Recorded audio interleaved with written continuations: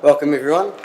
I'll invite you all to stand please and invite Envoy Linda Bright from Salvation Army to lead us in prayer.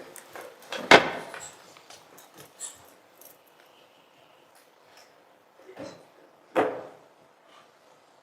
we pray? Heavenly Father, we thank you for who you are. Father God, we thank you for these your servants, for the mayor, for the councillors and their staff. We give thanks for the way that they've offered themselves to serve our community. Father God, I ask that you'll grant them the wisdom and the courage to know and to do what is right and good and true. May they speak out when it is time to speak out. And when it is time to listen, Father God, I ask that you just grant them their listening ears. Father God, may they be guided by the spirit of community, by the spirit of justice, and by the spirit of love. Father Lord, as they gather here together today, may they recognise the difference in beliefs and values and faith traditions, but may they honour unity. May their meeting be filled with meaningful discussions, Father God. May they grow together as a group and nurture the bonds of community. We ask your blessing on these people who have been called to lead our community, and we ask them to honour what happens in this room today. We thank you, Father God, in your mighty name. Amen.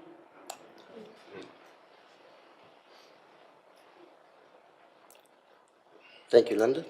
Everyone can please remain standing and ask Councillor Parker to please lead us in our waiata.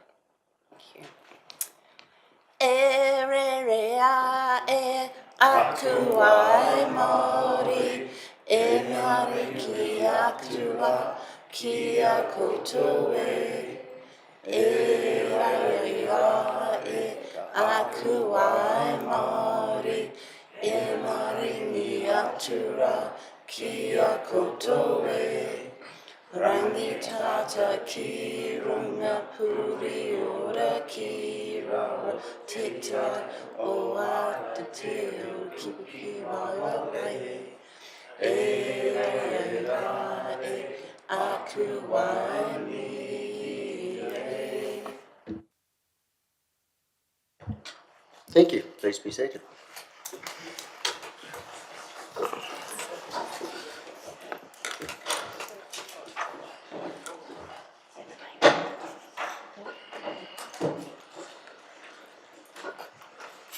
Welcome everyone to our second council meeting of the triennium.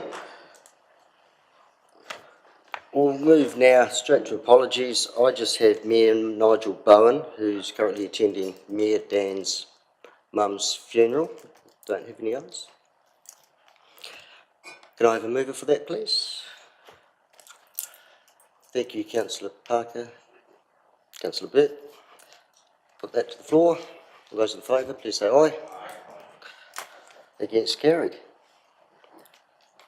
No public forum that I'm aware of. Items of urgent business, no. Identification of matters of a minor nature, no.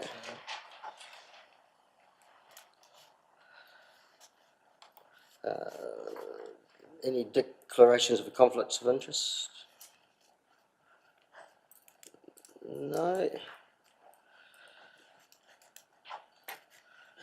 Well, we'll move straight through to item number 7.1. Schedule of functions attended by the Mayor. Thank you, Councillor Parker. Councillor Burt. Put that motion to the floor. All those in favour, please say aye. Those against, carried. And 7.2, schedule of functions attended by the CE. I have a mover for that. Councillor Oliver. Councillor Booth. Thank you. Put the motion to the floor. All those in favour, please say aye. Aye. Against, carried. Thank you. We'll move now to the reports. First report, 8.1, the Mixing off the common seal.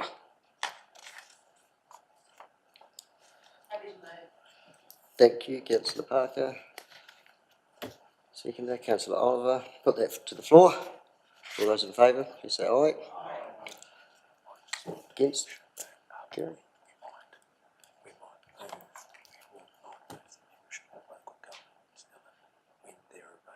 Okay, thank you. Just before we go to 8.2, noting that membership of local government New Zealand 8.12, we do actually have zooming in at some stage. And the next that you let us know, so that will probably move up. 8.2, adoption of the 2023 meetings calendar. Councillor Burtmoo would like to move the motion. We have a seconder. Councillor Jackson. Put the motion to the floor. All those in favour, please say aye. Against? Carried. Thank you. Yeah. Just going to move ahead.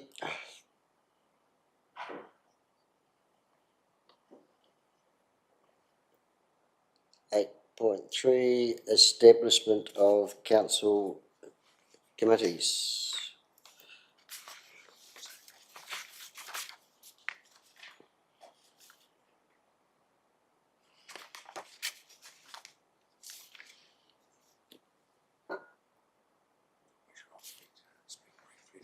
Yes, if you could actually. Yeah, thank you, Mr. Deputy Mayor. So here, over the course of the next few meetings, a number of committees and so on will be established as council commences its triennium. In this case, the Mayor has noted, pursuant to section 41A3, that he's establishing the Directors and Trustees Appointments Committee and the Hearings Committee. The functions and delegations of those committees are noted in the paper, and Mr. Deputy Mayor, it is really for the Council to receive and note the establishment of those committees. Thank you, Reid. So, would somebody like to move that motion for us? Thank you. Councillor Parker, seconded. Councillor Burt. Put it to the floor. All those in favour, please say aye. Aye. Against? Carried. Thank you.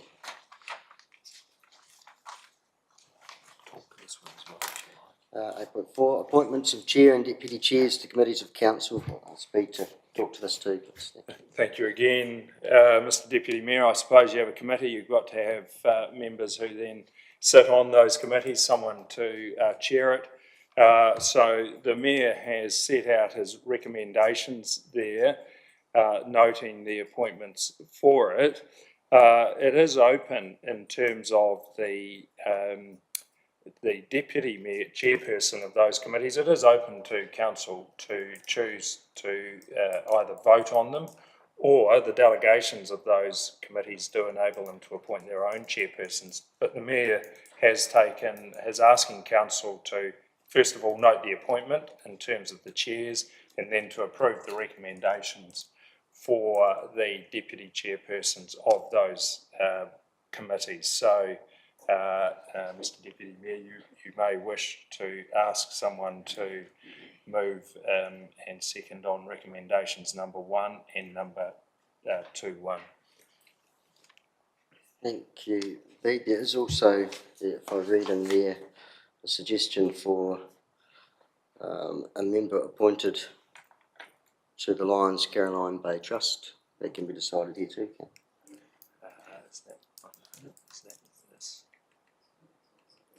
Is that 8.5, is that? It's still on 8.4, sorry, that's the next one. 8.5, I think, yes. Would somebody like to move that recommendation for 8.4? As recommended by the Chair, thank you. Councillor Parker, seconder. Councillor Scott, we'll put it to the floor. All those in favour, please say aye. Aye. Against?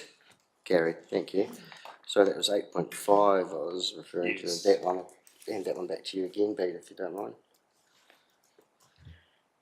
Yes, thank you,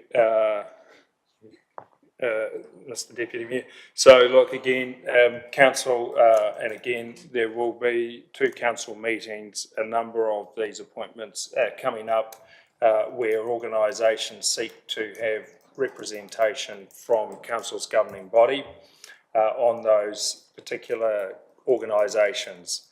And again, some of them are external, such as the Lions Caroline Bays Trust or the Strengthening Families. Others of them are internal committees, such as the Audit and Risk Committee. And so the council has been asked again to consider the Mayor's recommendation as to the appointments for those. In terms of the Lions Caroline Bay Trust, it's 1 member appointed by council, same for Strengthening Families. You can see that in Strengthening Families, the Mayor is suggesting himself, but it is open to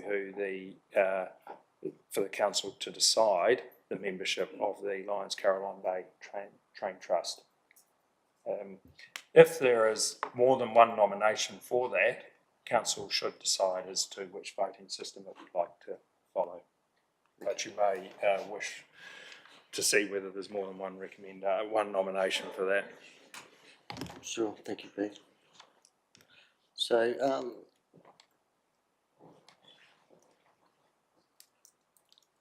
just before moving ahead with the recommendation on strengthening the Lions Caroline Bay Train Trust, the member appointed by council, do we have any thoughts about that? Would somebody like to move a motion including that? I'd like to move that Councillor OJ be the person elected to that role. Thank you. Thank you, Councillor Burt. Seconder for Councillor Burt's motion. Councillor Oliver. Put that to the floor. All those in favour, please say aye. Aye. Against?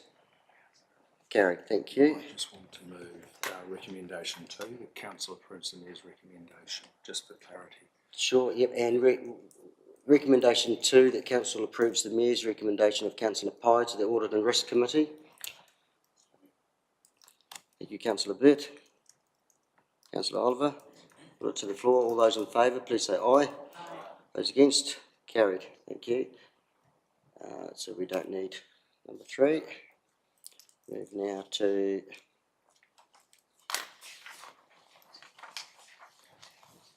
(8.6). Invite Andrew Dixon to talk to this one, please. Thank you, Andrew.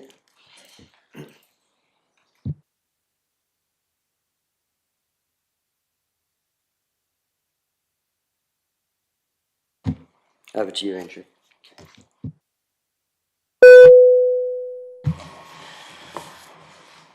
Thank you, Deputy Mayor and councillors.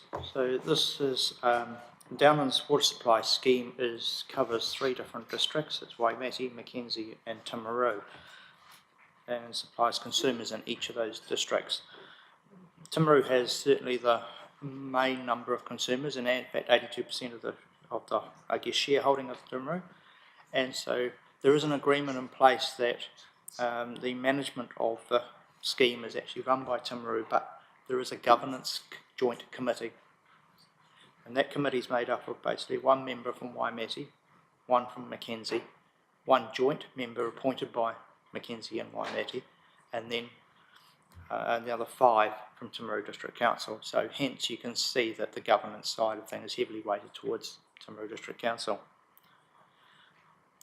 In addition, the agreement does not requires that the committee be reconstituted following the election.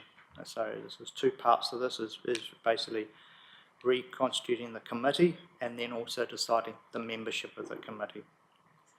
So it has been recommended that Timaru appoints the Deputy Mayor as our elected member, and then there is 4 other members that can be appointed by the council, and they do not have to be councillors as such, they can be others. So we have a recommendation there is that of those 4 other ones, chairperson of the Infrastructure Committee, and 2 others that have to, the mayor, sorry, and then 2 others. So we'd need to decide which of those other 2 should you, and assuming you accept the other recommendations. So, thank you.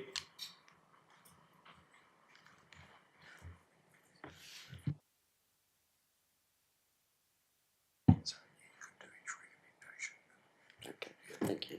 Thank you very much, Andrew. Any questions for Andrew? No?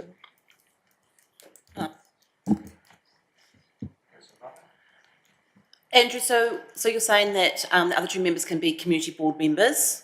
So do we need to give our community board reps a chance to go and liaise with the board members before we make those nominations?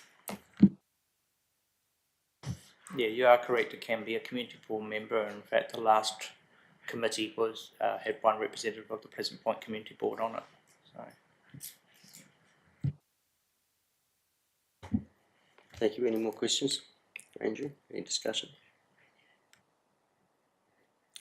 No, shall we looking at each of the recommendations firstly? If we can just, somebody could move that we do reconstitute this joint standing committee. Somebody like to move that one, please? Thank you, Councillor Burt. Councillor Pye, to the floor. All those in favour, please say aye. Aye. Thank you. Against, carried. And number 2, Councillor Parker, did you want to move something along the lines? Oh, I'm just wondering whether you've had an opportunity to speak to your community board members and Pleasant Point to see if there's any interest, gauging any interest to join the Downlands Committee. There was some discussion last night, wasn't there, Councillor Pye, about that specifically? Do you remember? There's a, through you, Mr Deputy Mayor, there's a meeting with the Pleasant Point Community Board. It's its inaugural meeting this evening, so those conversations could probably occur at that time when they're meeting. So, but it's still open to council to offer that a Pleasant Point Community Board member is offered a position, but without naming which one. So that is open to council to do that. I'd be happy to add that as a motion. Thank you. So the motion from Councillor Parker, do you have a seconder? Yes. Councillor Burt. Put it to the floor. All those in favour, please say aye. Against? Carried. Thank you. Can I say, just so that we're clear, so it is 2B appoints the Mayor, the Chairperson of the Infrastructure Committee, and 2 as additional members to the Downlands Joint Committee, 1 of which should be a member from the Pleasant Point Community Board. Yes. Thank you. Yes. So you haven't needed to go. And then there's 1 other additional member. Do we want? We'll need to appoint, 1 other person.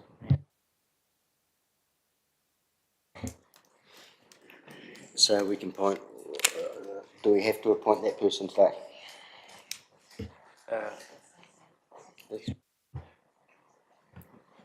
You should appoint, so you, a person today, or at least, yes, a position. It would be helpful to appoint a person today because the committee will be meeting soon and the business of it carries on. So, Councillor Burt. Yeah, I'd like to nominate Councillor Scott for that role. Add that to the motion. Perfect. And seconded by? I just need to check first. Am I conflicted being a user on the scheme? I'm on the Downlands scheme where I live. Is it helpful? Okay. Damn it. No, just kidding.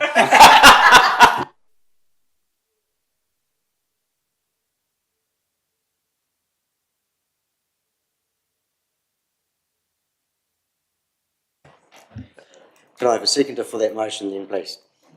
Thank you, Councillor Parker. Put that to the floor. All those in favour, please say aye. Against? Carried. Thank you. Thank you. Thank you, Mr Dixon. The updated delegations manual 8.7. Do you want to speak to that, please? I'm just going to find the page myself. Jason. Thank you. All right, Jason, to speak to that, please. Thank you, Mr Deputy Mayor. So the Delegations Manual was adopted by Council in August 2021. The Delegation Manual includes sort of the delegation framework. It includes all the governance delegations, the financial delegations, the statutory delegations, and also the non-statutory delegations. So it's quite an important document. And so every year the Chief Executive has to report back to Council on the changes, whether new delegations or changes, on an annual basis. And so this report talks to the changes that the CE has approved. There's three types: changes to position titles, changes requested to existing delegations, and any other new delegation changes. They're attached as the appendix, so happy to take any questions on those.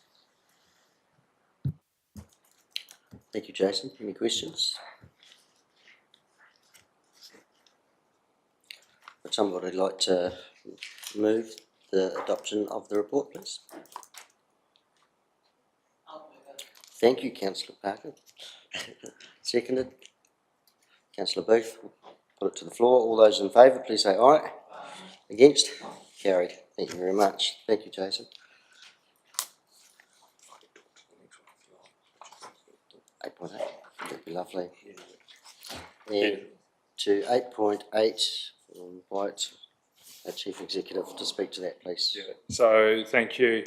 The annual meeting for Venture Timaru is coming up, and so while all councillors are invited to attend, as representatives of the shareholder, that's the council, you should appoint one as your proxy to vote on matters that come before the annual meeting, and a second as an alternate proxy in the event that for some reason the proxy is unavailable. And we note that it is good practice if current directors of Venture Timaru, and it will be the same for the next item in terms of Timaru District Holdings Limited, if current directors are not the proxy. So you may wish, Mr Deputy Mayor, to offer some suggestions or invite from the floor. Thank you, Bede. Well, I do know that myself and the Mayor are attending. Other councillors attending, perhaps, that may want to stand in as being a proxy. So you can't know. Right, well, I'll move then that the Mayor and the Deputy Mayor are the proxy and the alternative proxy. Seconder. Councillor Burt, put it to the floor. All those in favour, please say aye. Thank you. Likewise, 8.8, same situation really, isn't it? It is. It is. It's 8.9. Yeah. You might just want to move. Yeah, 8.9. Yeah, it is. It's rinse and repeat. Yeah, 8.9. I'll move that the Mayor and the Deputy Mayor, the proxy and the alternate proxy. Seconder. Thank you, Councillor Parker. Put it to the floor. All those in favour, please say aye. Against? Carried. Thank you very much.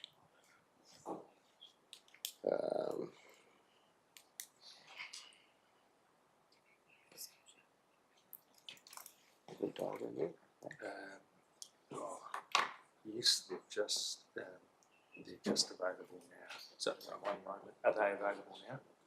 Not yet. Oh, Then should just we? I've just missed a call. Jackie, you able to come here? Just missed a call from the chief. Can I just explain what's happening? So just to keep everyone informed, the President Stuart Crosby and the Chief Executive Susan Freeman Greenman of Local Government New Zealand are going to come into the meeting remotely. I see I've just missed a call from them, so I was going to ask Jackie to contact them.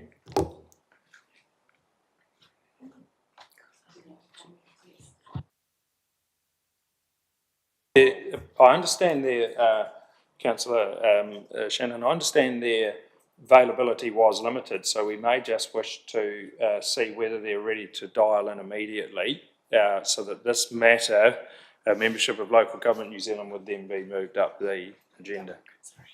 Pardon? Before it got me to bring it back. Yeah. So we might just wish to adjourn for a moment or two to see if they're ready to dial in.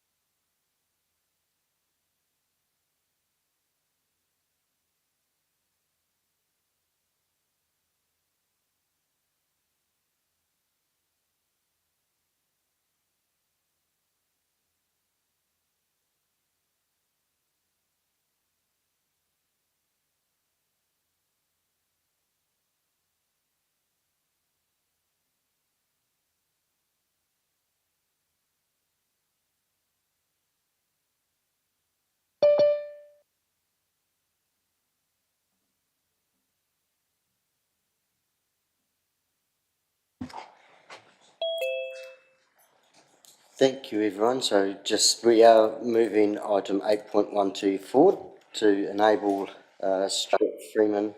Susan Freeman Green and Stuart Crosby from Local Government NZ. Welcome. And I will invite Susan, she's going to speak. Susan, you can introduce yourself, please. Thank you. Kia ora koutou. I'm Susan Freeman Green, Chief Executive of LGNZ. I have just about 1 minute ago spoken to Stuart, who is logging on now. He wants to make the opening remarks. Here he is. So speak of Stuart. Here he is. So are you happy that I pass back to him? Yes, that's fine. Thank you. Welcome, Stuart. Oh, good afternoon. Is that you, Deputy Mayor Scott? Yes, thank you. Yeah, the floor is yours. Well, look, first of all, thank you very much for the opportunity for Susan and I to be part of the debate prior to making a decision to rejoin LGNZ. And I want to thank you, Mayor and councillors, for the opportunity. Just going back in time, Mayor Nigel has been in reasonably constant communication over this matter over time, and we certainly did understand the rationale in the first instance, why to leave. But, you know, we are now in new times, and we certainly look forward for the opportunity for Timaru District Council to rejoin LGNZ. As I've been saying at zone and sector meetings of recent times, both prior to the election, elected members and now after the election, you know, we do live in very disruptive times in our world of local government here in New Zealand. And it's imperative, I think, that we are collegial, that we are all members of LGNZ, and that in particular we debate the issues, we support each other. We will have our differences from time to time, but I've never known such a disruptive environment in our sector in my considerable time in local government. So if ever there was a time for us to be as one and also disagree from time to time, this is right now. You're very much aware of the challenges that Timaru is facing, the South Island is facing, New Zealand is facing, in fact, the world is facing. And again, I just reiterate, the LGNZ that we see now and still evolving is completely different to the one I suggest even 24 months ago. And I do acknowledge particularly our CE, Susan Freeman-Green, and the team for pushing hard to change the manner in which we operate.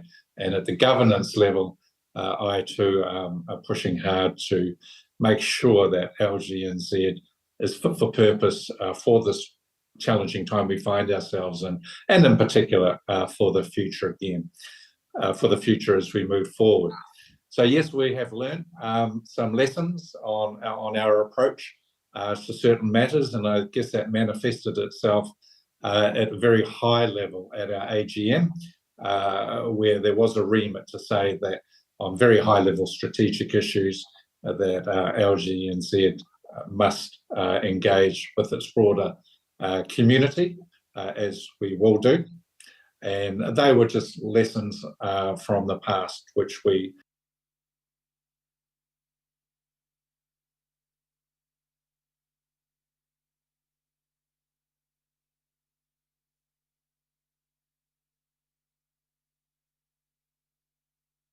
and how we have changed. And then very much looking forward to any questions, Deputy Mayor Scott, prior to your council having a conversation and debate around its membership to LGNZ. So again, thank you for the opportunity. Thank you, Stuart. And likewise, I just want to start by acknowledging our learning through the event that catalysed your departure from LGNZ. I really want to acknowledge that it was important that we take the lessons from that, and we really are incredibly thoughtful now and about how we can, if you like, constantly shift us to a really strong participatory membership body, and that, we're encouraging people to engage with us, all our members to engage with us, to hear. So we hear and learn what's important to you. On a broader perspective, of course, we're in the process of voting in our new National Council now. So Stuart remains president till elections in July. We don't have a vice president at the moment because our vice president, Hamish, wasn't re-elected. But right now we're going through all the election processes in the zones and the sectors to choose our National Council. So we will have a new National Council really soon. We do. I mean, there's about us sticking together, but also I think the whole local government whānau misses out if they don't have the experience that you bring into the room. So we want together to make sure that we help local democracy really thrive and really be relevant for everyone going forward. A number of things, you know what we do and you know what we don't do, and we really do want to answer questions, but we do have with our revised team a really much broader approach than we've had in the past around not only the strong advocacy and the expert advocacy people, but we've broadened that to include really strong media, really strong political kind of advice and links to government, as well as a strong storytelling component, and those pieces, as well as a whole new program or thinking around how we engage with the sector with sort of refreshed zones and sector groups and a whole new development program. So we're excited about what can be possible. We think our role as facilitators of networking is huge. We're delighted to invite your mayor to our induction, and I'm sorry he wasn't able to make it. Even though you weren't a member, we did want to extend that invitation because you are. This is the start of a new triennium, and there's opportunity for everyone to get to know each other. So we want to hear. Obviously, we would love you to rejoin us. And then if you do, we'd love to hear from you about what you need from us. In fact, we'd like to hear that anyway today, regardless. I think we want to do more listening than talking, so that's enough from me for now. Thank you very much, Susan and Stuart. I'll put it to the councillors that might have some questions for you. Just a reminder, if you do ask a question, if you please make sure your mic is on so that they can hear you. Councillor Scott. Thank you very much. I just want to acknowledge that I'm a first term councillor, so just have a couple of questions. One in particular, obviously.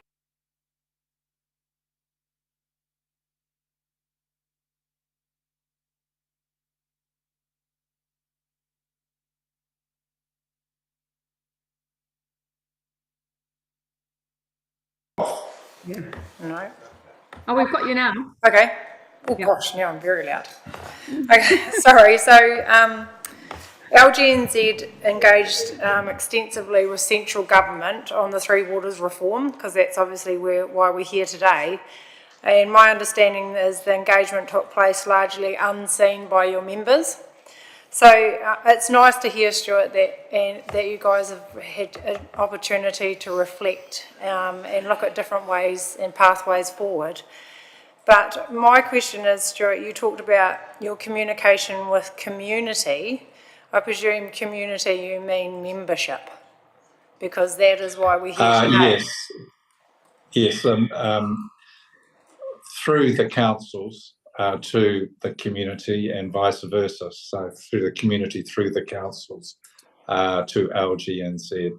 Can I just pick up on a very short version of the history, if I may, with regard to Three Waters? I see it as three parts. First of all, there was an engagement process from the Department of Internal Affairs, who are managing the Three Waters project, that was probably going on for about 18 months. Then LGNZ was put in a very difficult position. We had to sign a non-disclosure agreement before we could even negotiate anything with the government of the day, and that was purely because there was a large amount of money at stake and it had not gone to cabinet. So we had two choices. We could have stepped outside and said no, do nothing, and not being able to advocate, even behind closed doors, as it turned out, on behalf of our sector. We chose, and it was a long debate, to get inside that room and debate with the government to seek the best outcome as best we could, bearing in mind you have a government that is in complete power with no coalition partners. And I still believe that that was the right decision. So we're in a difficult position. The reality is we could not, on that matter, engage with our sector. After that, though, I think we failed, and we've admitted that, and as president, I take responsibility for this. We failed to properly explain our position. And if I reflect back now and I look at the heads of agreement, we would go through the same process of one, agreeing there's a case for change, agreeing the objectives of the program, agreeing there had to be a process, but we've always disagreed with the model. And this is what we've failed to do, I think, in the early days to our sector, and we've understood that. And so I hope we're never, ever put in that position again by any government. I don't think we will be.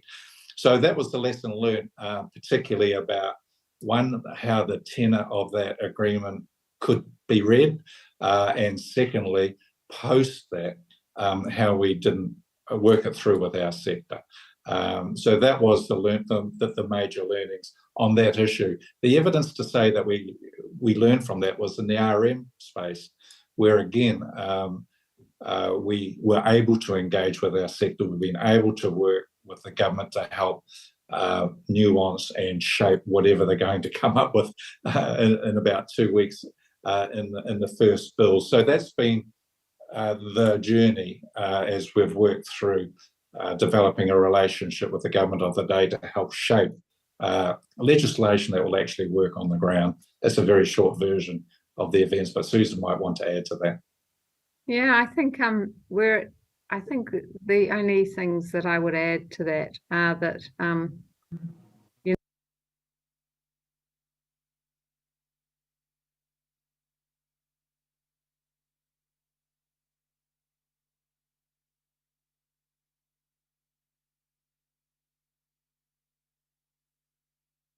talking to the government, but the bit that we didn't, and negotiating, I think we even used that word, but what we didn't make clear is, like, you know, and the point of that was to get the, you know, like, basically, if the government's going to make this mandatory, which, you know, unfortunately with the majority government, as Stuart said, was their right, then we wanted to make sure that anything that came out of that system was as good as possible for the sector in every shape and form. You know, clearly that's not how that process landed, and I've had many moments reflecting on that. The National Council did make sure that they didn't compromise individual councils' own ability to advocate for their positions strongly, and also carved out the key issues that we had been already hearing that were absolutely not okay with the model, around governance, accountability, around the spatial planning integration, and around local voice, 3 of the 4 of them.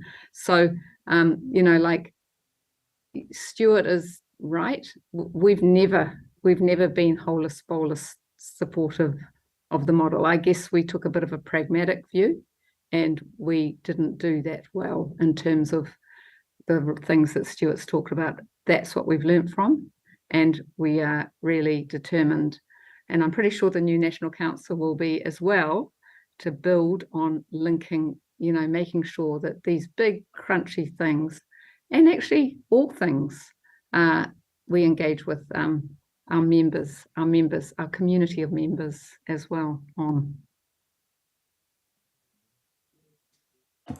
We're thinking, just even on that, we're even thinking about how we had our first meeting yesterday, first sector meeting. We had a metro meeting yesterday, and I know that's a different meeting, but we're about to start the rural and the provincial and the regional meetings as well. But we started that meeting by saying, okay, what are the priorities? You know, here are these big sweeping bits of reform.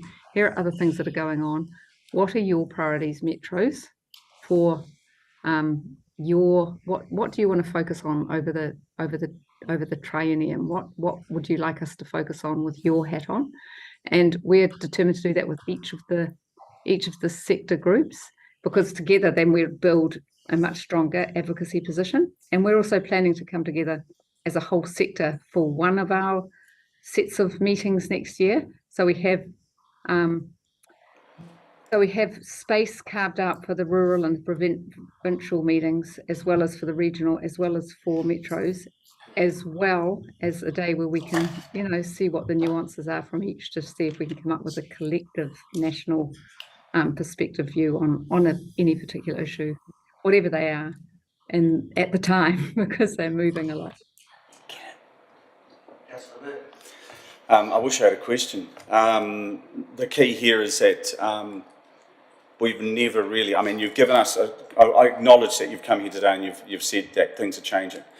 And I think after that we lost you. Well, I certainly did, because you're talking about advocacy within the tent. So the government divided and conquered by setting up a process by which you had to sign off in confidentiality and everything. After that, it was a complete breakdown.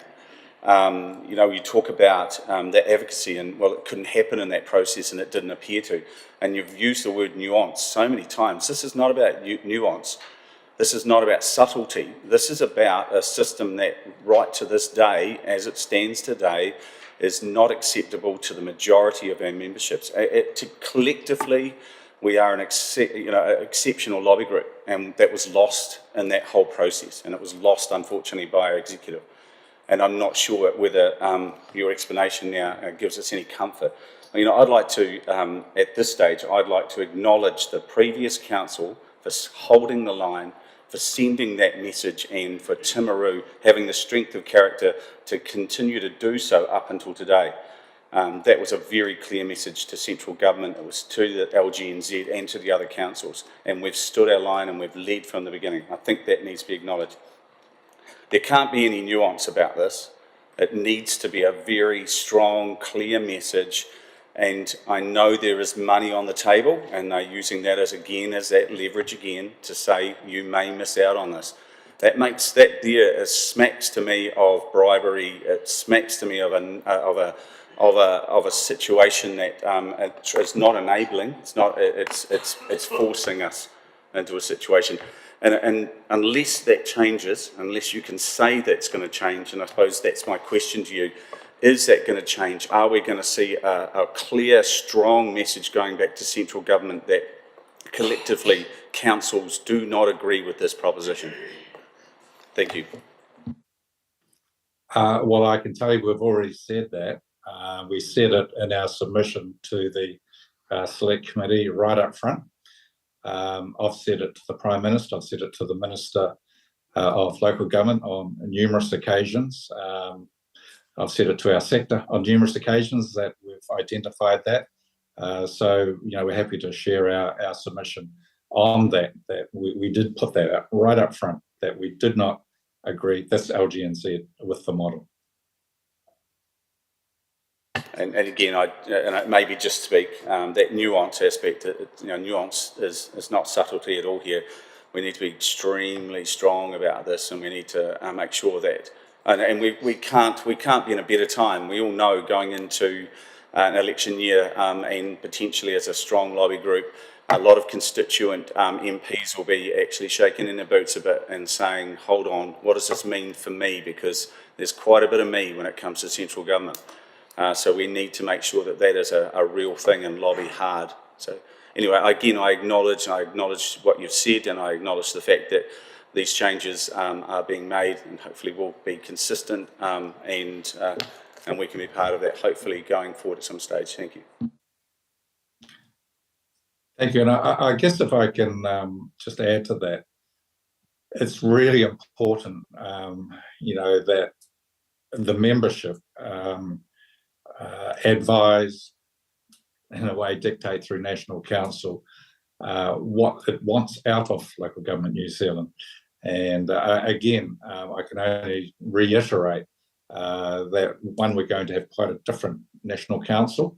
I have instigated a review of the rules of National Council and its governance board, in part as a reflection of the difficulty we found ourselves in. And I think there is, and that started, by the way, and that will be an engagement, obviously, with the membership, because they'll determine what the rules are. And in particular, the objectives of LGNZ through National Council. How is it going to hear those voices, numerous voices I might add, of the membership, how it's going to make decisions, etc. So I can only just re-emphasise that the LGNZ you saw 2 years ago, the LGNZ you see now, and the LGNZ that you'll see in 2 years' time will be evolving and be quite different. Because we weren't fit for purpose for the operating environment that we're in with major legislative change. We've never had to deal with this before. And so it's been a learning exercise, I can assure you. Thank you. Councillor Booth?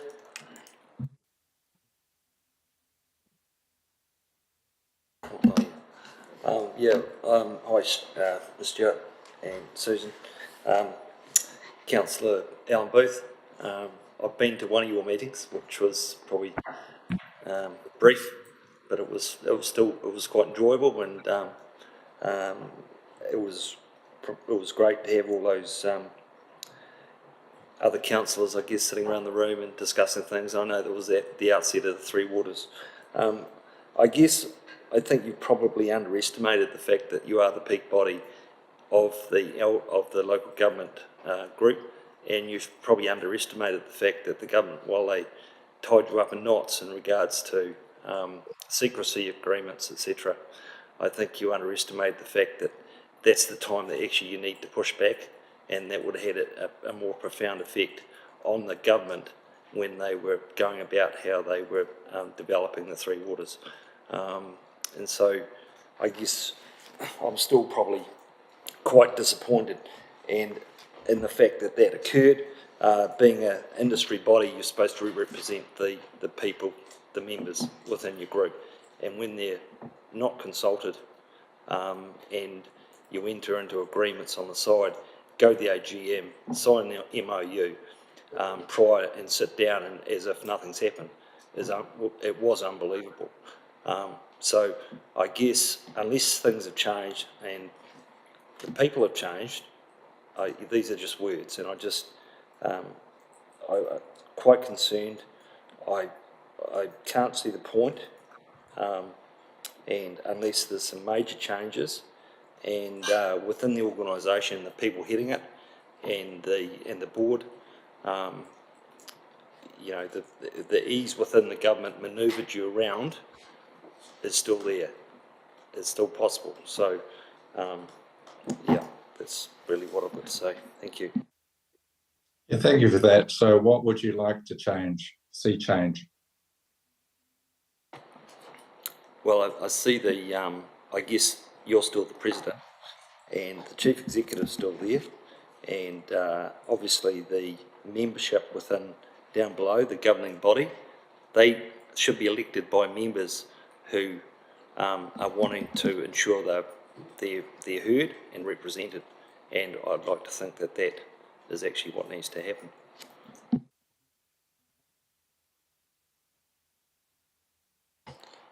I'll introduce Chief Executive. Has a couple of questions as well.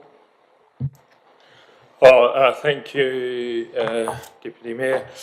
Thank you, Susan and Stuart. One question in particular: if one of the advantages of being a member is that you do have those voting rights at Zone and for National Council, they're imminent now in terms of Zone 5, which we're a member of, and so on. If, and I'm not preempting here, I would want Council to know, given the imminence of them, if they were to rejoin today, would the rejoining be in time for them to vote on those appointments? Yes. If you resolve to rejoin today, two things will happen. One, in terms of any payment, that will be prorated, so you won't pay a full year, you'll pay a portion of the financial year that's left, and I think that goes through from now through to May from memory, and you will be eligible to vote at a Zone meeting. Actually, you answered the second question first. Thank you very much, Stuart. That would be much appreciated by all of us. Thank you very much. Any more questions from the floor? Thank you, Stuart and Susan. Thank you very much. We appreciate you having here today. We'll discuss now within council. And be in touch in due course, I suppose. Thank you very much. But you are welcome to stay, of course. Thank you for the opportunity. We'll let you debate that. Yeah, without us. Okay. Thank you. Thank you very much.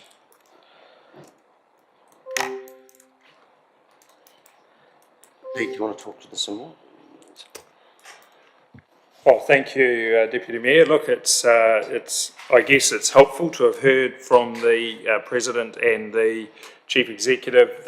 In terms of just the voting, the President's position carries through until the next AGM, and so that's to ensure that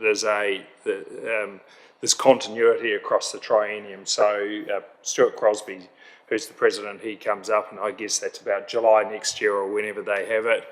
The representation in terms of the National Council, we get to vote for a member from the provincial sector. We're in the provincial sector, the others being the metros for the big cities, the rurals for the smaller districts, and the regional councils, so we're in that. And we also get to vote for the Zone 5, which is the upper one. So those are coming up.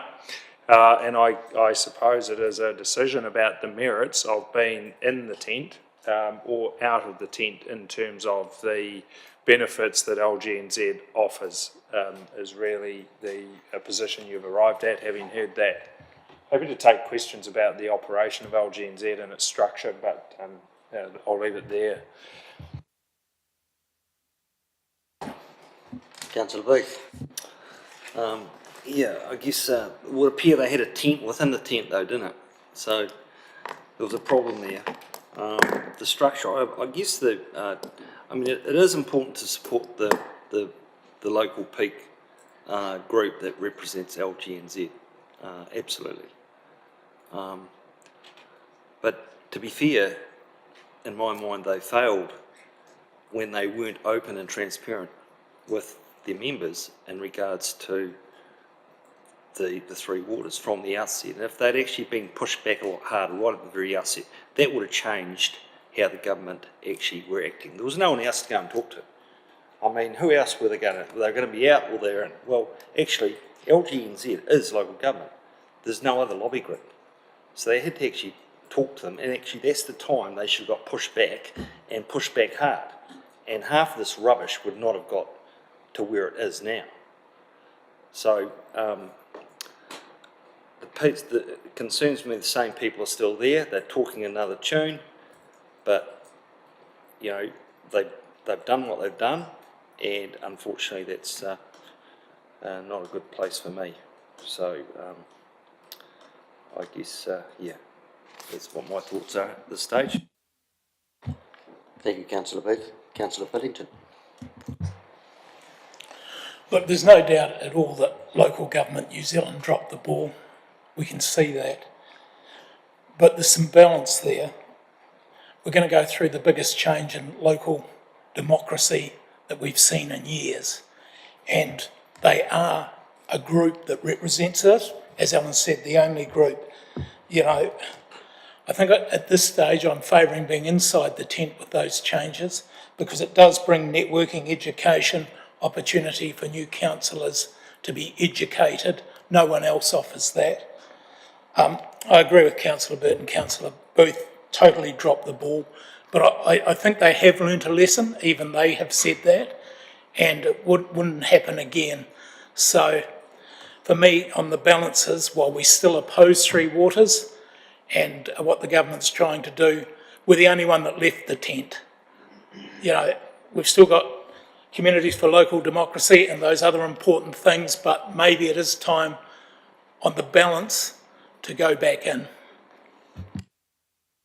Thank you, Councillor Whittington. And of course, we can go back in 12 months' time and review it if we want to, if we weren't happy, couldn't we? Councillor Pye. Thank you. I just have a couple of questions, and I'm not sure who can answer them, perhaps maybe the previous councillors, but I just wonder if we separate out the advocacy from the training and network they receive. Do you think that we get benefit or value from the training and networking side of it from our membership? And is that benefit enough for us to rejoin without considering a benefit of the advocacy? And then I do have a second question, if I may, after that, Deputy Mayor. Councillor Booth, who's going to answer that? Councillor Booth. We did actually ask them, looked into a review of our overall governance structure, and nothing, but we never did it. All right, so we actually haven't been using their services, as far as I'm aware, from a council group. That didn't happen last triennial anyway. So I'm not sure at a level down, but perhaps Beat can tell me about that. I'm not sure. Specific, can I just ask you to just so I'm clear about the question, Councillor Booth? Yeah, okay, so at the start of last triennial, Local Government New Zealand have a group that go in and they'll come into your council and they'll have a look at your overall governance structure and your leadership and your whole structure under your CE, okay, and give you advice in regards to that, how it lines up to the rest of other councils. I know we suggested doing that and we didn't do it, so for whatever reason. But perhaps there's another level that we actually utilise them further down the line. So Council Mark, no, Council hasn't, Local Government New Zealand, and it's either through Local Government New Zealand or a subsidiary Equip undertakes Council Mark, which is an assessment of the governance structure and so on, as well as the operations, the strategic direction of a council. No, we haven't done that. A number of councils have. In terms of do we utilise, look, there are a number of opportunities that LGNZ does present for us to connect with sector people and to get their advice and so on. But they would not, Equip which is a subsidiary, would probably provide the services to us on a range of pay-as-you-go type services. But beyond that, the actual LGNZ body itself does provide a range of policy advice that is available to its members, and some of that's pretty detailed sort of policy and specific to the sector, advocacy, and the networking. I think that they're talking to are the opportunities that are presented at the zone meetings and the rural and provincial sector meetings, which occur quarterly throughout the year, throughout a 12-month period. And they are the ones where often members will talk and confer about what are the issues that are important to the various councils and how they connect, whether it's particular to councils in a region or more broadly across the sector. Councillor Burt, you're answering. Yeah, it's a very good question in terms of separating the advocacy. At the moment, we're in a position where advocacy is really what we need or want or have to have if we want to be in the tent.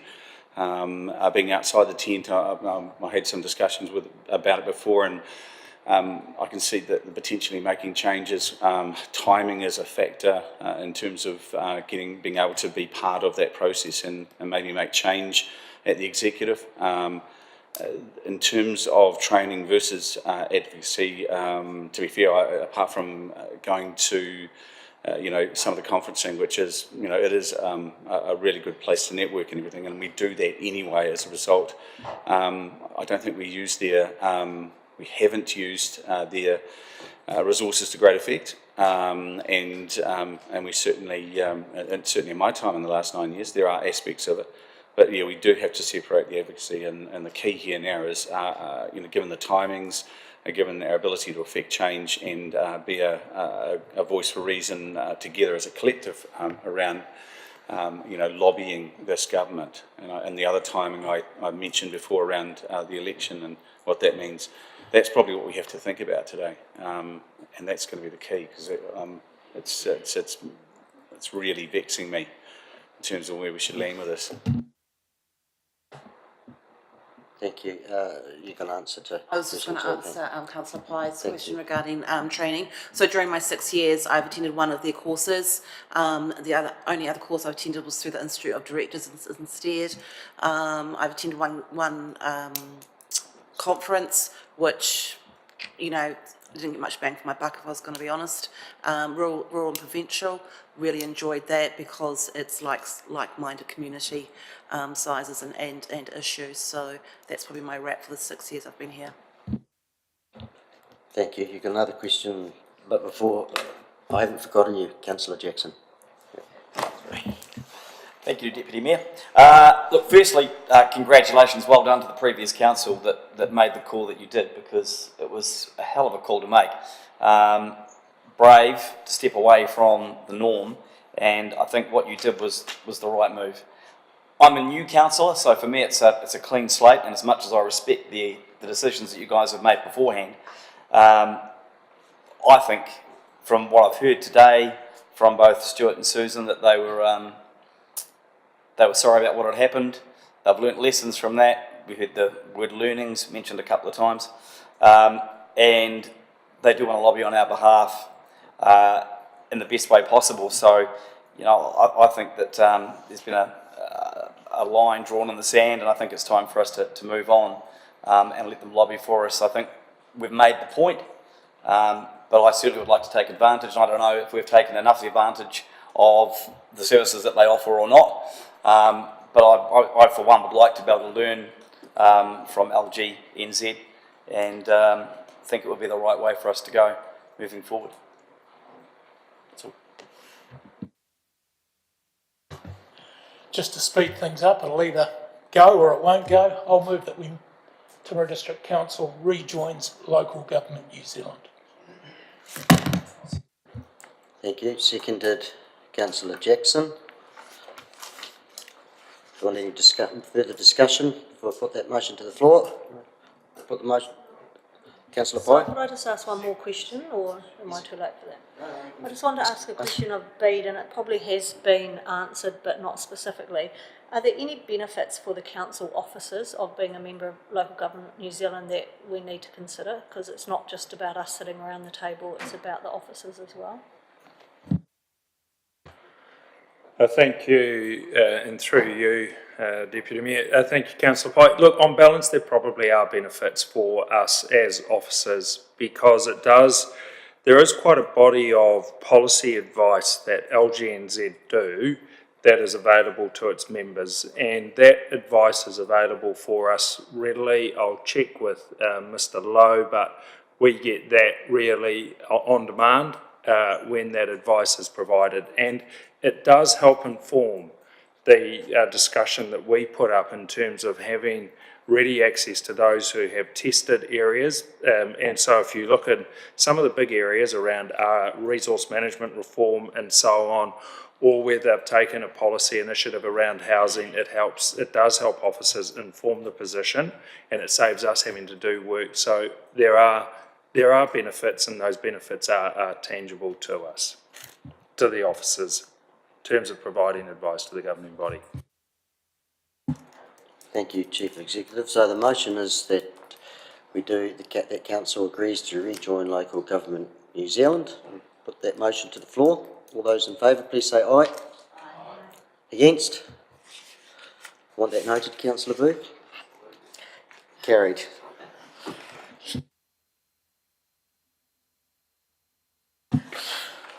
Right, shall we go back to 8.10, Timaru District Residents Survey. I would like to welcome Michael Hooker, Managing Director at Key Research, who will present some of the significant results. Michael, thank you very much for coming. And I'm Anne Fitzgerald from the Strategy and Corporate Planning team. I'm just going to introduce the report and then over to Michael. But yeah, this is a biennial survey that Council's been running for a number of years. We've used Key Research for 4 of our surveys, and one of the benefits that we do find is they now do surveys for 20 plus other councils. So along with survey results for our own community, we get access to benchmarking data, which is useful for councillors and staff, I believe.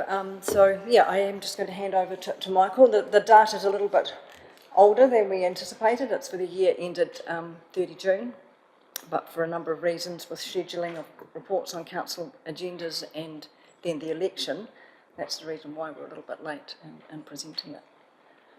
I will hand over to Michael. Thank you very much, Anne. Thank you for the opportunity to present to you today, Mayor and councillors.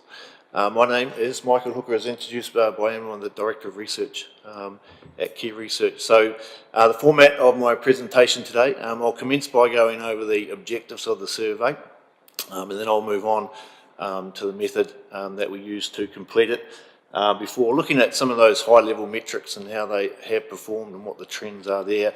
We'll look at what's sitting in behind those in terms of driving those high-level perceptions, before we look at a couple of other topics of interest, and we'll also look at some benchmarking against other councils across New Zealand before we move on to the conclusion slides itself. And given the last item, and on a lighter note, this is a pretty good news story, so there's some good data to look forward to here. I'll press the right button there. Okay, so the survey sets out to measure residents' satisfaction with their performance across all of the services and facilities which are provided by the council. Importantly, we want to determine what we refer to as the drivers of satisfaction, and by doing that we want to identify where are the areas of focus in terms of improving perceptions of your performance. We want to measure the reputation of the council. And importantly, as Anne has already mentioned, we want to be able to measure changes in satisfaction over time. So we conducted a telephone survey, you'll see there, we got an 11% response rate, 402 responses in total, the majority of those are conducted via landline. We weight the sample back so that it is representative of the geographic and demographic profile across the district. And you'll see also that we conduct the field work in 4 waves, and so this is essentially to account for seasonality and also to account for any topical issues of the day.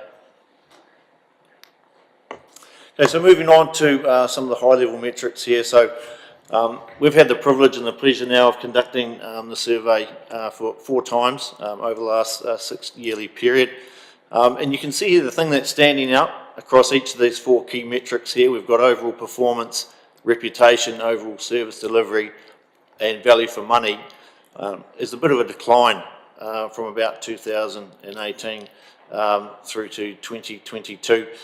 This is not altogether unsurprising, so we see this right across the sector here. Just these not significant declines, these little declines along the way, but we're hopeful now that we've got through what we refer to as a COVID unhappiness years, that once we get through a really nice summer, and hopefully COVID becomes a distant memory, we might see some of these measures start to pop up to where they have been previously.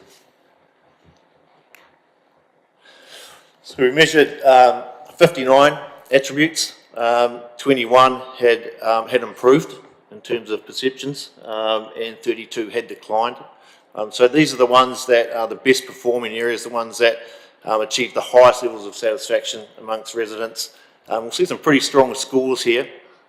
So the highest is for the reliability of the sewage system, 95% of respondents scoring the council 7 to 10 for performance there, and we see strong scores as well for other significant assets provided by the council.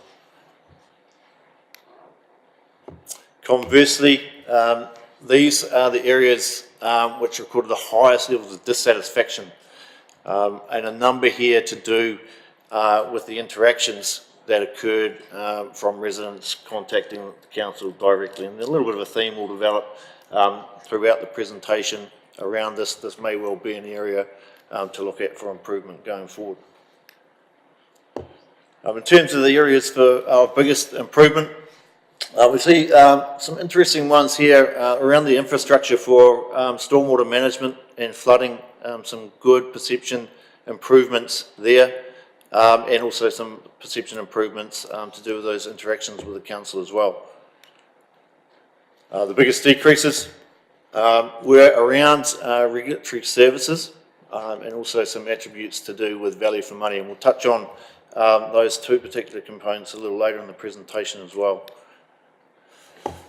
So a few years ago now, we were laid down a challenge by local councils that we work with, who said to us, these scores that you're reporting back to us, are they good or are they not? And then secondly, what do we work on or focus on to improve them going forward? So we set out to develop a model, and we developed a holistic model because through all of our work in the local government sector, we knew that it was very difficult for residents to separate out the performance of the council in terms of service delivery from the performance of the elected members and the council staff, and also from the value for money that they got from the rates that they provide. So our model now incorporates all those cornerstone elements, and we have these questions which refer to each of these things in the survey that we conduct. And so the statistical model looks at the impact of each of those attributes upon overall performance itself. And it's telling us that for Timaru, image and reputation is having the highest amount of impact upon that score of overall performance. And with a satisfaction rating of 68%, it's also indicating to us that if you're able to improve that particular aspect there, you're likely to get the best uplift in terms of overall performance.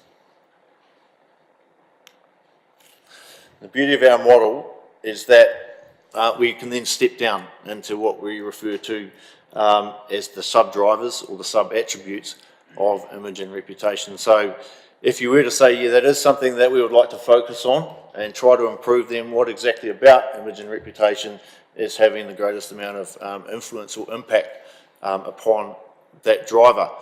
And we can see here across the four that we're measuring, trust seems to have a reasonably high level of impact upon overall reputation, but its performance rating is lower than a couple of others within those sub-drivers. And so we'll say, well, maybe that's an element that we could look at to improve the overall image and reputation of the council.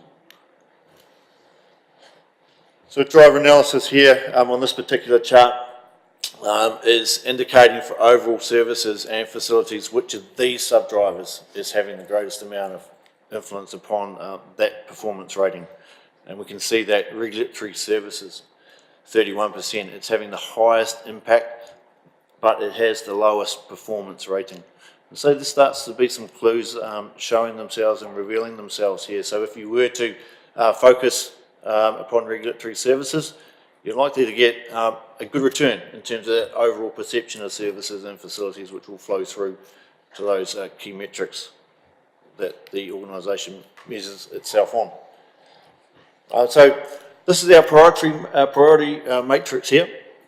And basically what we're looking to do is to plot these attributes which have a high level of impact against their performance levels. And so the ones that are appearing in that top left quadrant are the ones which have a high level of impact. So residents' perceptions of performance, and these are highly likely to result in their overall rating of the council, but they have a low performance rating themselves. So they would be the areas that perhaps you would focus on. This is the reputation benchmark, and there's a couple of things that I just wanted to point out here in this chart. You'll see that there has been a bit of a decline since the last survey in 2020. It's not significant, but we'll see here the difference across each of the wards, and this is quite interesting. And we'll see this pattern throughout all of the data, through all of the attributes that we measure. We see that residents from the Timaru ward are much more likely to be satisfied with almost every single attribute than those from Tamukara or the Pleasant Point ward. And those from the Geraldine ward fit somewhere in between the two of those. This is another unique part of our offering in the council survey space, and this is the reputation profile. So what we're doing here, this is a really neat little snapshot of how the community perceives your reputation. And this is a really strong profile, by the way. So we have 62% of all residents would be champions of the Timaru District Council, only 27% are sceptics. And so we're measuring here those four sub-drivers that I showed you earlier in the presentation. So there's the two soft measures, we refer to them as soft measures of vision and leadership and trust and faith. And that's your y-axis there, and the x-axis here is that what we refer to as the hard measures, which are core service delivery and financial management. So this profile is strong. It's declined, the champions have declined a little bit from 2020. The skeptics have improved a little bit as well, but it's a good result. And this is a really good result as well. So I mentioned at the top that it's a good news story. So there's a number of key metrics here where Timaru is at the top of the sector or close to it. The green line here is representing the best in class. This is across 18 other councils across New Zealand. The orange line is the worst in class. The silver line is the sector average. And on this particular chart, you've got yourself leading first equal with Stratford for overall satisfaction and leading alone for value of money. And there's a lot more data presented in the benchmarking report, and you'll see that on several of the aspects that we measure here, Timaru is right at the top and is often leading the class. The interesting point here is around inquiry handling, and you would have seen earlier in the presentation that I highlighted several aspects to do with interactions with the council, and they weren't positive. And you can see here the council actually sits below the sector average in terms of inquiry handling, so perhaps that's an area for improvement. We ask a question in the questionnaire which touches on, are there any comments that you would like to refer back to the council? There's a fairly standard set of replies here. Largest grouping was around the roading network and the footpath network. Nothing altogether surprising there. We often find when councils are performing well, the default position is to, for some reason or another, find dissatisfaction with the roading network. Okay, so to the conclusion then, we have very sound, high-level KPI ratings. We see good improvements in infrastructure, particularly around flooding and stormwater management. Decreases in perceptions across value for money and regulatory services. And there is something going on in the regulatory services space, because we found that the performance ratings for animal and dog control and also for licensing for cafes and restaurants had remained very consistent over the 6-yearly period. But satisfaction with performance on building consents and resource consents and liquor licensing has decreased significantly over that 6-year period. And we're talking 20-point decreases in levels of performance there. So there's something happening in that space. It's a really strong reputation profile, as I pointed out to you. The performance, according to our driver analysis model, is impacted significantly by image and reputation, and it's worthwhile being cognizant of that. And you'll see there from the slide there showed about the benchmarking across other councils, Timaru is very well placed. And then finally, just moving forward, we see that it's very easy for councils to take big steps backwards in terms of how residents perceive them, but it's very difficult to take big steps forward. So the focus needs to be on continuous improvement to make sure that you're staying ahead of where you are at this particular point in time. We find that communicating the value of the work that you do is very important in terms of affecting that overall image and reputation. Maintaining the reputation profile will be very important given its impact in the driver analysis that we did. And a focus upon those key reputational elements, trust and financial management, will help significantly there as well. Thank you. Thank you very much for that good presentation. Comprehensive information here too, and I must admit, reading through it, I wasn't surprised to see that Timaru District is up near the top because we are the centre of the universe. But reading through some of the findings that were both positive and negative, and referring back to Temuka, no great surprises there from what I could see. Does anyone have any questions for Councillor Pye? Thank you. You said just at the end there that you've seen quite a decrease in the regulatory, the building consent and liquor licensing. Have you seen that in other councils, or is that specific to TDC? I can speak about the performance of regulatory services, which is quite varied across a number of councils. A lot of them don't go down into that specific area of detail, so a little bit difficult to say. Perhaps one comment that I would make on that, I think not a lot of people have an interaction with council on like applying for a resource consent or a building consent, yet we're surveying, you know, like a representative sample of the community. So could that be an element perhaps that they haven't had necessarily, it's not the people who've had the personal interaction who are saying it hasn't been such a good service? Yeah, that's the reason why I mentioned that there was something interesting going on in that space, because in actual fact, users were more likely to be satisfied than non-users. So, and I think in acknowledging that probably is a factor, our regulatory services, I know building control, for example, conduct like an exit survey. Users who've actually applied for a building consent or requested some sort of information sent a short survey, you know, gauging how they found the service and any suggestions from the staff. So, yeah, just something to bear in mind with those overall results.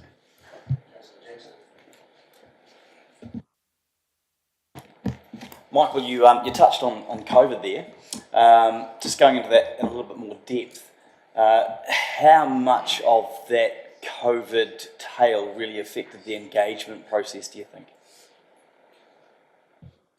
by engagement, are you referring to the just the engagement with council regarding COVID? Do you mean from the respondent's point of view? Yes. Yeah. Yes. I would say that where we talk about the COVID effect, it's about how we see these overall levels of perception just decreasing across that whole period of time. So that level of unhappiness and angst had crept in, and we feel as though it's just pervaded everybody's perceptions. So it may not actually have anything particularly to do with their interactions with council, but in general people have just become a lot more dissatisfied. Councillor Burt, did you? Yeah, I was going to say, well, that alone speaks volumes for us coming through with marginal changes and yet coming through that. And I just wanted to give some context for the regulatory space around the fact that never have we had such a massive and significant growth in building and the pressure obviously that would be going on without a consequential change in the resources we got to manage that is key to that.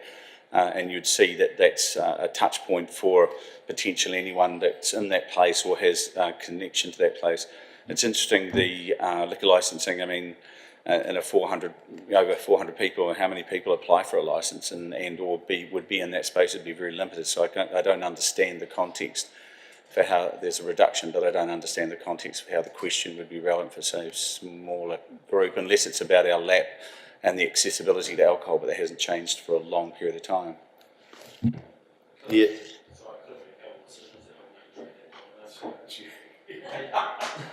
So I hope you didn't ring anyone in Pleasant Point.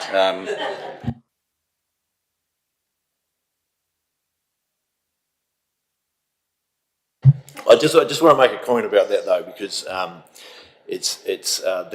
the questions asked are the whole 402 respondents. So some of them, a small proportion, are what you were referring to as users, but by far the majority are not. And this is the phenomenally interesting thing about these results is if by far the majority are and haven't been involved in applying for a consent or what have you, or a licence, for example, how come so many are dissatisfied with how the process is being managed? That's a really interesting finding.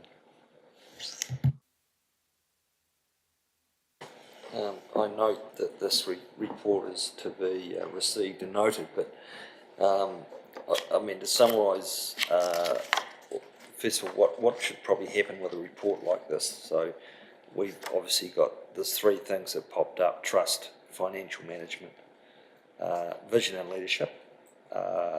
So they've actually would appear to need some work, and obviously the last subject that we've just spoken about.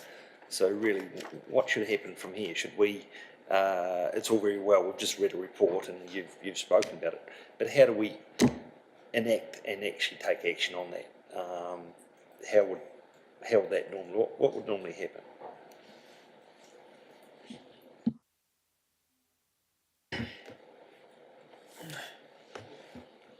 Well, we'll take seconder for the motion then, shall we?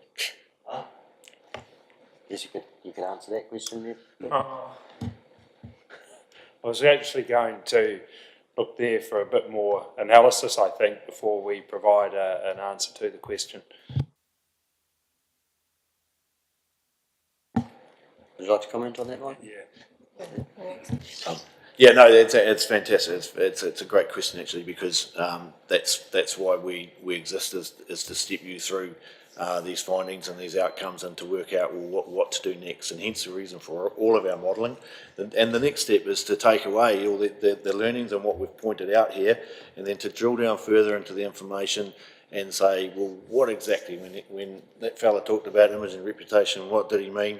What can we learn from the verbatim which was sent back to us? And then how do we develop an action plan to address that going forward? And there may only be 3 or 4 things that you need to focus on from the work that we've done to set in place a really good action plan for the next 12 months. Yeah, I guess that's good. I think, yeah, we need to, rather than just having, let's say, oh, that's very nice, let's walk away and not hear about it again, but we actually need to have an action point so that is followed up and something actually happens to make it all worthwhile. Otherwise, we're just wasting our time. Yeah, look, I mean, look, very broadly, and without going into a lot of detail, we do it at an executive and officer level. We do look at these, and then we look at how we can organise council to deliver and address some of these. So some of the initiatives we put in place, for instance, with our user experience and community engagement directorate, because we understand the importance of actually connecting with our community, and to that point about the narrative and what we're doing, why we're doing, and so on, and connecting them. Other parts in terms of the, in terms of the financial management, well, we produce regular management reports. We have rating assessed by Fitch on an annual basis, and so on, in addition to the audit. And then there are regular assurance engagements undertaken by various organs of government, such as Katahi, come and look at how we're spending their co-funding on our roading. So there are a range of them. Part of the art is getting it to the community to understand that these structures are in place in order to protect and to provide oversight of the assets and the money we have. And so a lot of it, I think, comes back to the points made about how do we tell the narrative and how do we get it out there. So as much it is about getting it out as to what we're doing, and that does involve something of an action plan. But we have looked to address it with various changes in the organisation. Thank you very much. So the motion was moved by Councillor Booth, the seconder. Oh, was it? Sorry? Yeah, yes. Thank you. Second it. I'll second it. I'd like to... Another comment? Yep, sure. I'd like to finish on a positive note there. 87% of Timaru people in that survey perceived that Timaru was at least as good a place as it has been in the last 3 years, and that's through the COVID period. That speaks volumes, and 88% perceived Timaru as mostly safe. There are 2 connecting issues that are always part and parcel of people's perception of what the places they live in. So they are very, very key things. But yeah, I'll second it. Thank you. Thank you, Councillor Booth. Yes, you're quite right. It's not all. There's plenty of good news in there, isn't there? Put the motion to the floor. All those in favour, please say aye. Aye. Against? Carried. Thank you very much. Thank you, Michael and Anne. Now, item 8.11. Three Waters Better Off Funding Package Offer. I'll ask Mr. Dixon, Mr. Harper. Welcome, sir. Welcome, sirs.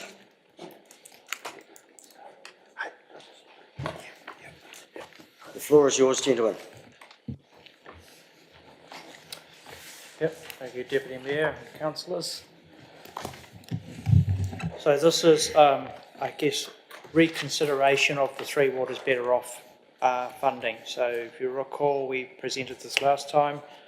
There was a recommendation that we go back to DIA and try and negotiate some terms in regard to the agreement, and also seeking an extension of time to allow us to consider that. We have done that. The letters are accompanying the report. Basically, there is no negotiation of the terms and conditions available, because if they did it for this council, they'd have to do it for every other council in New Zealand. So it is just not practical. Plus the fact that it was in fact Locum New Zealand who did a lot of the negotiation anyway of the terms and conditions of the agreement. But they did give us an extension of time, and that is basically to Christmas, or 31 December, but effectively Christmas.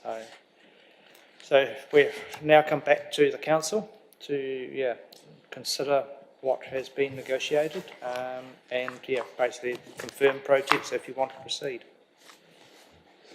Ashley, do you have anything? Yes, thank you, Your Worship.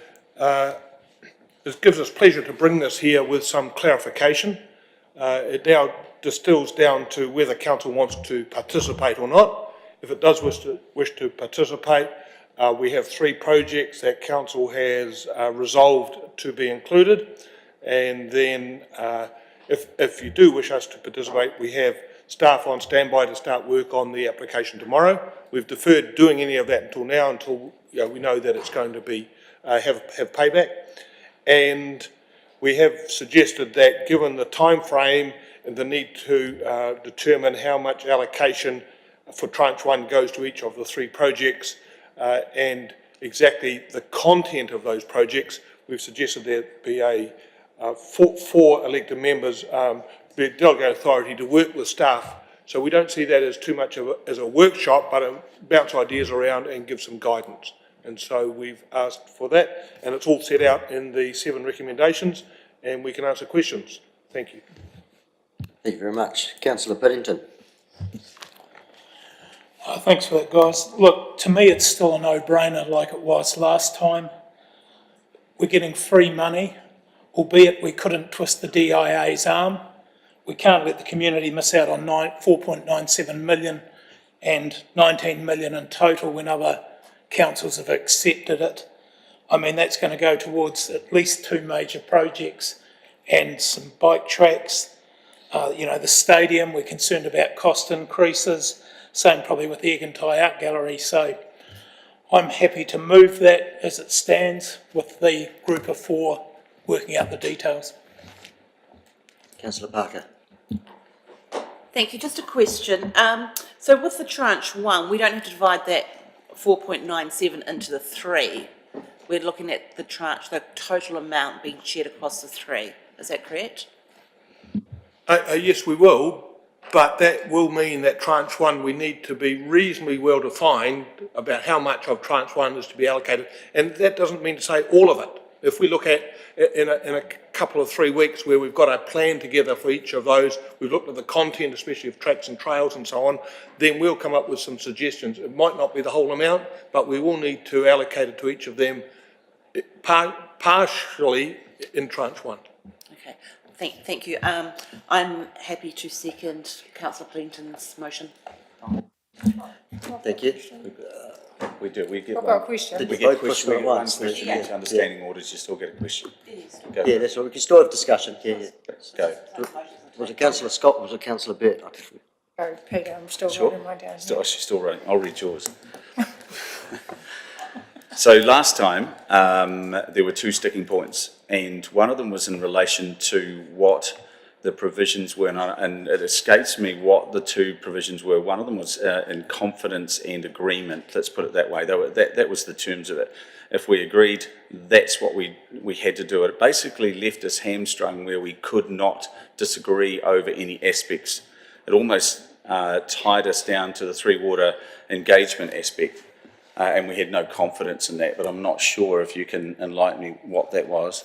The second one was the fact that if we didn't take tranche 1, we were allowed to, when tranche 2 came on board, that we could combine them and would not lose tranche 1 as a totality of what was available. And that gave us some comfort around the fact that we had some more time up our sleeve to understand where this environment was going, what was changing, LGNZ, the government and all those sorts of things.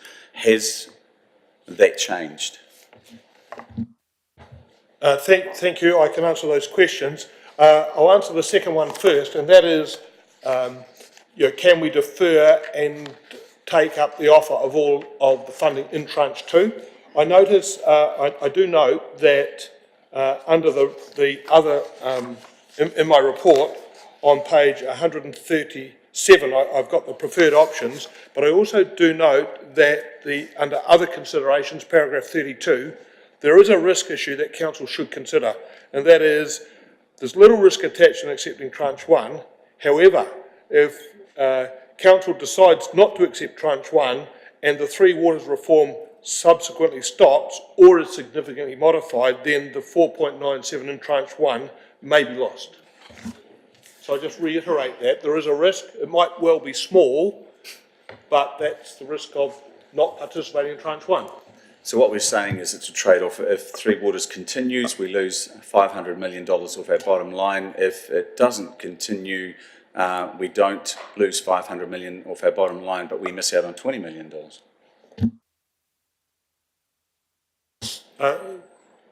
I'm not sure about that because there's other factors. For example, if you lose so much money off your bottom line balance sheet, you also lose some of the debt that goes with that. And so there's a lot more factors in that than just what you said. Okay, yeah, so simplistic, but in terms of the quantum for the differential between those amounts, it's quite significant. And I do really take on board what Councillor Piddington said, it is free money. The thing that does give me comfort, it's not defined that it has to be put towards Three Waters or water projects, which is good because that's one of those things where we had arm up our back when we accepted other amounts that had to be specific, so the government could say, see, didn't we say, look at all the money they're spending because they're so down on what they should be doing, and yet we had to spend it. So this gives me some comfort around the fact that it goes across really, really good other projects that we have. Thank you. If I might also refer to your first question, which was, do we still have sufficient confidence to be able to state our views in respect of Three Waters, even if we accept this money? And that is certainly still the case. It is reconfirmed in the DIA letter, pages 209 to 210. It does clarify Council's position as not being constrained in that regard. Yeah. The agreement itself, I think what your concern, Councillor Burt, was about a word, I think, used in the agreement saying that Council shall collaborate with the agreement. Now, the reality is that we will still need to collaborate whether we take this or not, because they are submitting RFIs for information, and we're bound anyway by the Local Government Act to provide that information. So. Councillor Scott. I just wanted to raise concerns over the pressures that will be put on staff, as in your point 25 in your report around their participation in the National Transition Unit. And I just need to be reassured that, we've had a workshop today, we've talked to all the staff in different units and the pressures that they're under, and I just want to be reassured that this is not going to have significant additional pressure on them to participate in this. I can't give you that assurance. The very nature of this application process in the next 6 weeks, puts pressure on us, but not particularly staff in the Three Waters space. Right, this is stadium, Argentine, tracks and trails, so it's a different cohort of staff that will have pressure from this. We have a writer on staff who is really good at writing these applications. We've got her set aside for the next few weeks to do this. So I think this is manageable, but it certainly just adds a degree to the pressure that we're under. And sorry, thanks Ash, that's appreciated. And also I know this will come down to the working group, sort of more talk, but I also want to just say that with my workings, in this particular proposal, a tranche 2 is when iwi engagement must come to the forefront. But it needs to be in tranche 1. If we're actually going to, achieve these, then we do that right from the start. So that's just my point about tranche 1 and 2. Thank you, councillor Scott. Do you have any more commentary? Councillor Booth. Yeah, look, obviously I'm pretty much in line with what Councillor Piddington said in regards to we need to grab the money regardless, because if we don't grab that and get it as soon as possible, good chance that second tranche may not happen. My only concern is that we're putting the money in the right place. I understand also that Auckland actually they had their money for a while. They just applied and they got it, and they're spending it on whatever they want. And so I did mention just earlier on around enabling housing development and growth, focus on brownfield infill development opportunities. It's a pity we haven't got something. I mean, these other projects we're actually working on anyway. That you've suggested, I guess they're easy picks just to chuck some money at. But we really still haven't done anything in regards to our economic development and trying to assist new housing and housing opportunities within our district. And so I just wonder if there's, while I want to accept the money, I just wonder whether we're actually going to the right place from an economic point of view. Thank you, councillor. I think that is something that a question I can't answer. It is up to elected members to determine which projects. At the 9th of August meeting, council resolved, and I've stipulated those resolutions, number 54 and 55, in the report. So that's council's decision that we're working on. If you wish it to be focused on some other activity, then right now is the time to resolve that. But it will give us some difficulty in preparing an application without a specific project with some known parameters that we can apply for. One of the key things we need to remember is that we've got to put in a robust business case for the projects in there. So, sometimes a project that's not clearly defined will be difficult to put in a business case, and we don't even know where that growth area is at the moment. So, well, yeah, I mean, we've got a development at the top of St Vinny's there ready to go, and we're the ones holding up the Highfield golf course. We know that we need to put that infrastructure. You've got a whole lot of detailed drawings, I'm absolutely sure of that, and we simply need to hurry along the golf course. And then we've got the property development, plus that's a double whammy, because you're going to have sections at the top of the council, at the top of the old golf course potentially, plus you're opening up Rooney's St Vinny's, which is X amount. It's going to take care of all the drainage, which is a major problem now in regards to the sewer, and surely we're not far away from actually kicking that into gear. Is that not right? I have a view that that's not quite right. Partially right, but not quite, on the basis that for the St Vianney's development to proceed, the developer needs to press the green button. He's got all his engineering consents. There is infrastructure renewals in the catchment that are planned and in the design phase as we speak. And if council, as I understand, is going to be provided with a report on the overall golf course repurposing in due course. But I don't see where there's an application out of this project that we can make to this better off funding at this time, because I'm not sure what it would be for. Thank you very much. I see a wee red light over there. Indeed. If we go back to a resolution passed prior to this, when we were talking about potentially spending this $5 million, and it is only $5 million, and we've just talked about potential tension on staff and what have you. We've got time constraints and everything to look at, and in that resolution, the potential projects were as follows. That's what's pulled them out and developed them as where they are. It is a small amount of money. With time constraints, we need to just focus. Those three are significant projects. I think we need to move on and agree with what the or resolution around all those recommendations. That's my position on it. Councillor Jackson. As a new councillor coming in, I think that those three things that you've chosen for the Better funding package are great. Southern Trust Event Centre, Egantay Art Gallery, the cycling and walking tracks, as you say, you're ready to go with those three things, and I think they're a great fit for where we're at. Thank you. Second tranche. Councillor Booth, just need to wait for Mr Jackson to turn off his one. Now it's you. Ready to go. Now, hang on. Egantay Art Gallery, that was closed in 2016, wasn't it? And we're far from having an outcome from that. So, and the sports stadium, the way we're doing our projects, there's another probably 8 years down the line. So now, let's get real.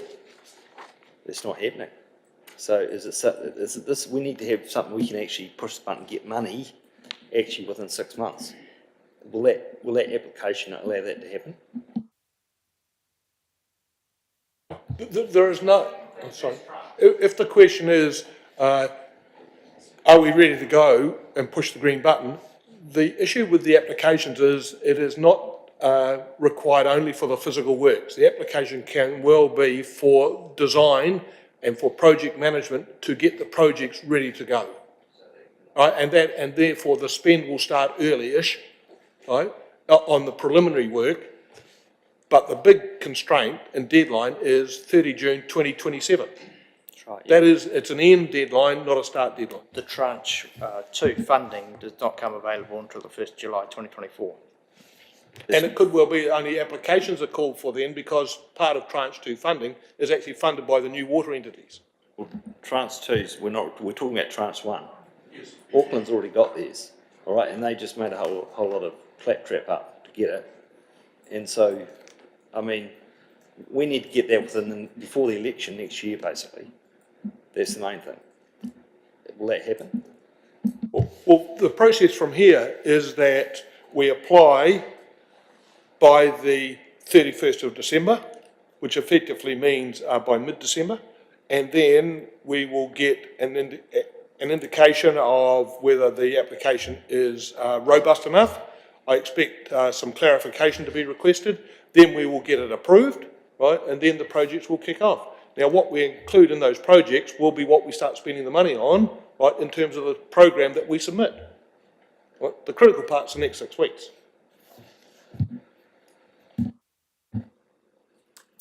Just one quick question of clarification.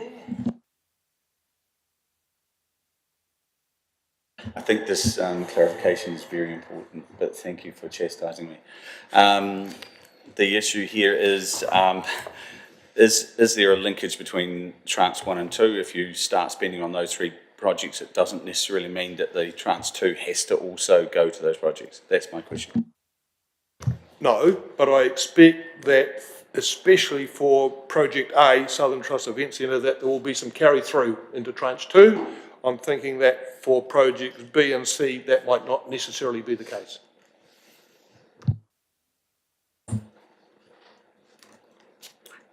Thank you very much. So the motion of recommendations 1 to 7 has been moved and seconded.